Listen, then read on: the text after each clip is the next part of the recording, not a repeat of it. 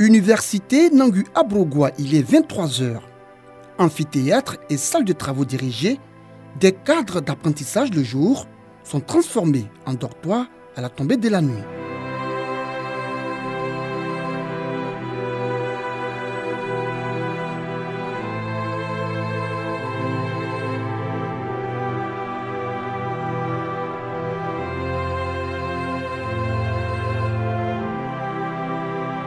Ces étudiants, faute de résidence universitaire, ont décidé de dormir dans ces salles. Ici, on les appelle les Kosova. Parmi eux, cet étudiant inscrit en sciences naturelles dont nous ne dévoilerons pas l'identité pour raison de confidentialité. Ce soir, il n'a pu obtenir de la place à l'intérieur. C'est donc ici, derrière cet amphithéâtre, qu'il a élu domicile. J'ai déjà fait la demande de chambre en cité universitaire. Mais pour l'instant, on n'a pas encore reçu d'informations sur les résultats, si c'est disponible ou pas encore.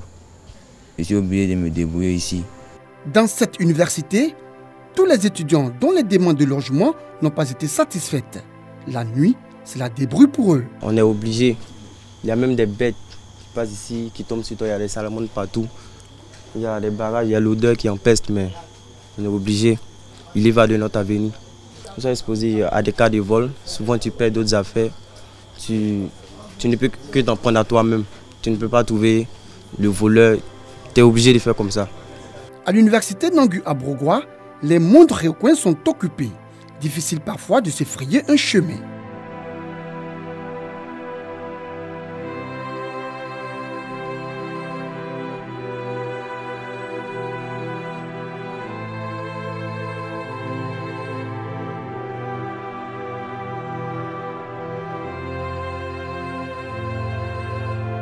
Les salles d'eau ne sont pas épargnées.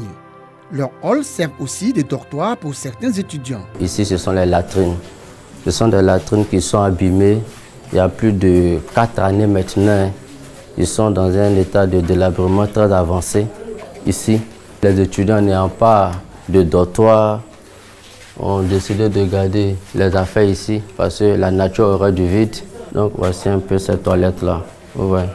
Transformée en placard par les étudiants. Le Koso, on envoie son sac, son carton où on met quelques cahiers, quelques habits, on met ça dessus et puis le soir on va bosser dans les amphis. Mais il n'y a plus de place dans les amphithéâtres actuellement. Donc voici un peu les raisons qui ont poussé les étudiants à venir un peu dans ces latrines abîmées. Parce que depuis aussi les autorités, personne ne bouge pour réhabiliter ces latrines. Les toilettes étant occupées par certains de leurs camarades, les étudiants ont décidé de construire dehors des toilettes de fortune pour leurs besoins. C'est le cas de cet étudiant en licence 3 de mathématiques qui prend son bain. On a préféré se laver ici, on a utilisé ces seaux de poubelle là comme couverture. Donc on se lave ici. C'est très compliqué. On ne peut que se laver dans les conditions. Vous voyez que mon petit téléphone, il allume la torche et puis il me lave. Voilà. Ici c'est le Koso.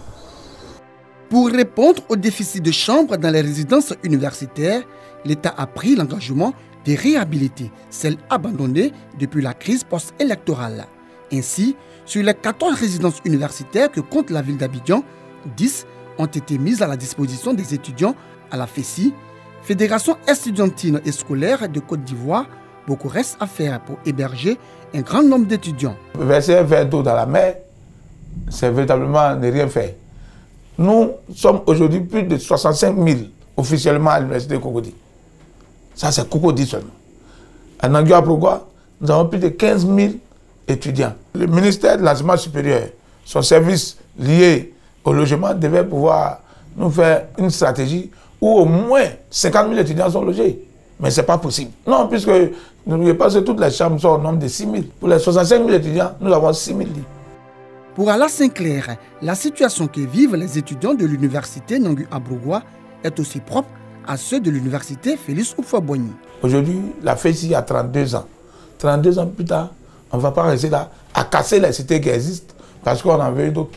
Au lieu de revendiquer tous les jours, nous sommes passés à une autre phase, de faire des propositions aux tenants du système éducatif. En ce qui concerne les logements, vu le nombre insuffisant par rapport aux infrastructures d'accueil en termes de dortoirs, nous avions dans le temps proposé à l'administration, au ministère de l'Enseignement supérieur, de créer de nouvelles résidences universitaires. Sur la question, Adama Diawara, ministre de l'Enseignement supérieur et de la Richesse scientifique, assure l'ensemble des étudiants quant à la volonté du gouvernement d'ouvrir les résidences restantes, mais surtout en construire pour le bonheur de ses apprenants. Non seulement les cités universitaires périphériques d'Abidjan qui restent, notamment à Bobo 1 et 2, Port-Boué 3, toutes ces cités-là vont bientôt ouvrir leurs portes. Et de la même façon, on a actuellement une nouvelle cité de 1200 lits qui est en construction à l'Université générale Lourinho Guédé de Daloa et une autre de 2400 lits à l'Université Pelifro-Gon Coulibaly de Porogo. Mais également, nous avons actuellement dans les pipes un projet de financement avec la Deutsche Bank qui va nous permettre de construire des cités de 500 lits à Cocody, de 2000 lits à Bobo-Adjamé et de 2000 lits à Boaké. Donc vous voyez que le gouvernement fait énormément d'efforts pour que les transferts sociaux soient revus dans le sens souhaité par tous les acteurs du système d'enseignement supérieur et de recherche scientifique. En attendant la réalisation de ces projets, bon nombre d'étudiants continuent de squatter les amphithéâtres et salles de travaux dirigés pour passer la nuit.